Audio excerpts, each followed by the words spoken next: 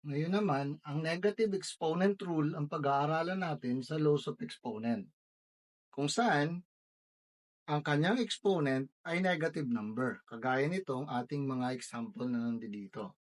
Okay? Mababasa natin dyan sa taas, makikita natin that the quantity x divided by 1 raised to m is equal to the quantity y over x raised to m.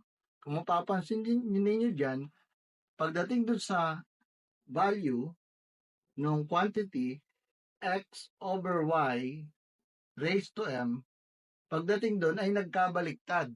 Nagkabaliktad yung x and y ng position. Tapos, yung negative m ay naging positive m. Anong ibig sabihin yan? Okay, makikita natin ang ibig sabihin yan. I-apply natin dito sa ating mga example na ito. Isi-simplify natin ang mga example na ito para maintindihan natin mabuti kung paano ang negative exponent rule. I-apply natin dito. Ibig sabihin, kung susundin natin yun, yung rule, ay magiging ganito yan. 3 over 2, tapos magiging positive yung kanyang exponent. So, mangyayari dyan ay 3 squared, tapos 2 squared. I-distribute natin siya. Napapansin ninyo, pag ito ay dinistribute natin dito, magiging 2 raised to negative 2 and 3 raised to negative 2. Pagdating dito, nagkabaliktad sila. So, ibig sabihin, kapag nag-negative ang exponent na nasa baba, ilalagay mo dun sa taas. Kapag nag-negative naman ang exponent na nasa taas, ilalagay mo naman siya dito sa baba. Magiging denominator na siya. Okay? So, ituloy natin ang simplifying. 3 squared is equal to 9, and then 2 squared is equal to 4. Okay? So, kung isa-simplify natin yan, okay, or magiging 2 and 1/4 as a mixed number. So, napag-aralan natin yan kung paano mag-simplify ng improper fraction papunta sa mixed number. Okay, balikan doon sa mga naunang video lessons natin. Okay, so dito naman tayo sa pangalawang example. Tanda natin ang rules. Kapag nasa taas ang negative na exponent, ilalagay natin yan as denominator. Okay? Kapag nasa baba naman at negative na exponent, ilalagay naman natin yan sa taas as numerator. So, ibig sabihin, ang mangyayari dito, so yung 3 wala naman siyang exponent, so nandyan lang siya sa taas, and then yung a, dahil negative ang exponent na 1, mapupunta rito sa baba.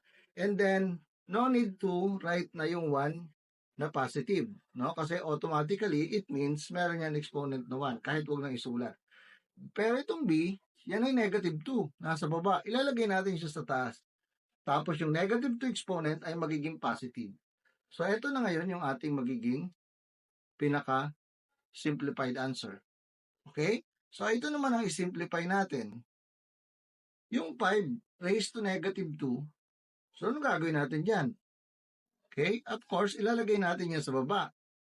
5 raised to 2. Yung exponent na negative, magiging positive na. Okay? Tapos ito mananatili lang to doon. Di ba? Sa taas, kasi hindi naman siya negative. Siya ay positive. So, magiging x squared lang yan. Tapos, ito naman ay y raised to negative 3. Dahil negative siya, ilalagay naman natin doon sa taas. Y raised to 3. So, magiging positive na siya pag itinaas natin. Then, isimplify natin ngayon ang ating final answer. Magiging x squared y cubed over 5 times 5, or 5 squared means 5 times 5 is equal to 25. So, yan ngayon yung ating mga simplified and final answer. Diba? Okay? So, dagdagan pa natin yung example. Okay, eto pa. Simplify natin ito gamit ang negative exponent rule. So, ganito lang kasimple. Lagyan natin muna dyan, okay, ng boundary. Kumbaga parang boundary siya. Taas, baba.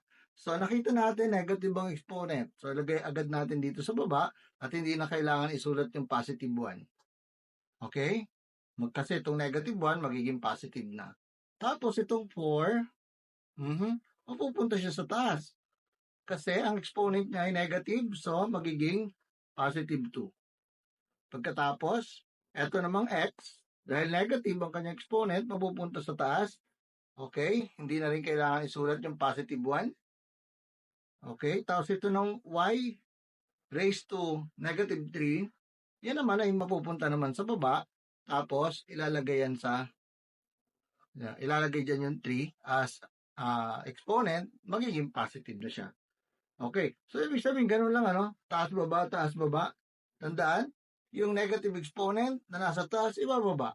Yung negative exponent na nasa baba, itataas. As simple as that. Tapos, isimplify na natin. Okay, 4 squared is equal to, ilan yun? 4 times 4 is 16. Tapos, 2. Okay, then x, tapos y cubed. Okay, meron pa. Pwede pa natin i-simplify pang isa. 16 divided by 2 is equal to 8. So, magiging 8x, then nasa baba yung y cubed. So, ayan ngayon yung ating pinaka-final answer. 8x, di ba? Then, y cubed.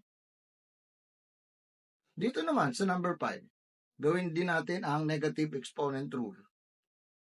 Okay? So, itong 6 raised to negative 2, ibababa natin, magiging 6 raised to positive 2 na siya. Tapos yung r naman, mananatili sa taas dahil positive naman siya. And then, etong s naman, mapupunta dun sa taas. Okay? Dahil siya ay negative, yan, mapupunta siya sa taas. Eto naman, negative t raised to negative 3. Diba? Negative siya. So, mapupunta naman siya dito sa baba. Okay? So, ayan na. Pwede na natin i-simplify. Ito, pwede natin i-simplify. Gawin nating r squared, s squared, tapos 36 t raised to 3. Okay? So, ayan na yung ating pinaka-final answer. Okay? Pakalaging tatandaan, kailanman ay hindi ka huhusay sa math kung hindi ka handang magsanay.